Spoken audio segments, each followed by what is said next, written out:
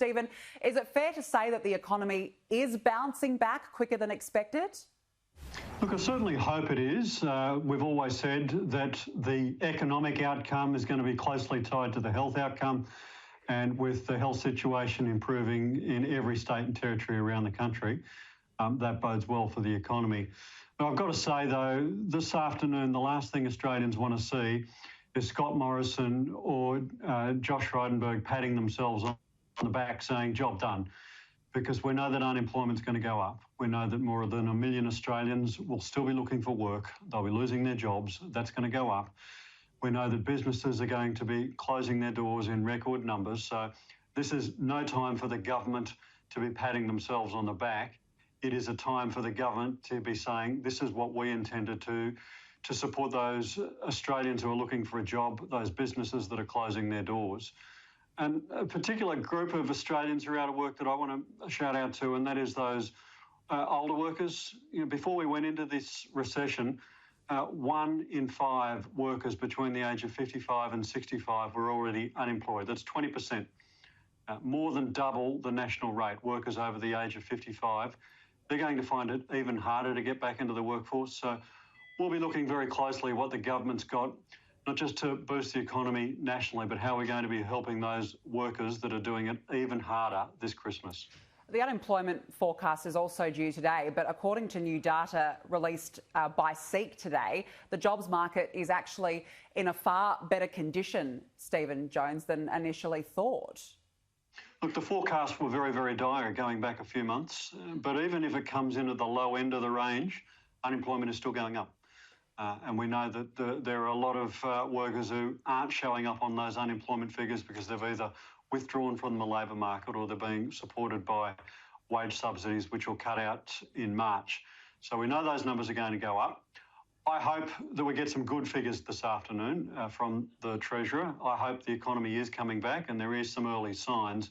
But I just want to repeat, this is no time for the government to be patting themselves on the back and say, job done, when unemployment is going up and over 20% of workers over the age of 55 were out of work before the recession and are going to find it even harder to find a job after this Christmas. So let's double down and get the job going of getting these people back into work. Let's not be patting ourselves on the back and prematurely celebrating when there are so many Australians who are still out of work.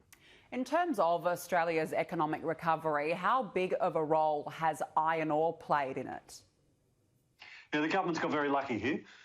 Certainly taken a whack with the trade bans from China on coal and agricultural products.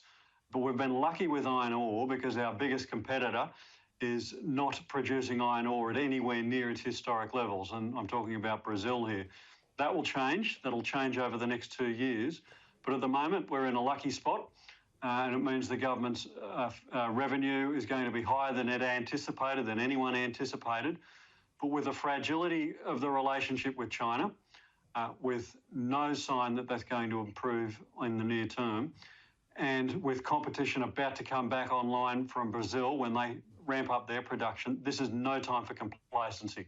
Welcome the fact that iron ore is doing well. That's great news, but we're not going to be in this sweet spot forever, and that's why we need a long-term plan, how we diversify our trade and how we ensure that we are not just a quarry, but we're ensuring that we've got a lot of downstream manufacturing capacity.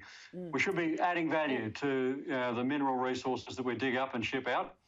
And we've got a lot of capacity in that area that is untapped at the moment. How long, though, do you think it will take to diversify our markets into new areas? It's going to take a long while. A lot of that will involve trade agreements with other countries. Nobody is going to be able to replace overnight the size of the Chinese market. Just to put that in context, about 80% of the world's iron ore that is on a ship at any point in time is going from either Australia or Brazil to China. So they are a massive market. They produce over 50% of the world's steel. So that's a massive market. It's not like there's another country out there that is going to fill that slack overnight. So we've got to diversify our economic base away from being just a quarry and ensuring that we've got more markets, more businesses, more industries making stuff in Australia again. And if I'm critical of the government on anything, this is a big one.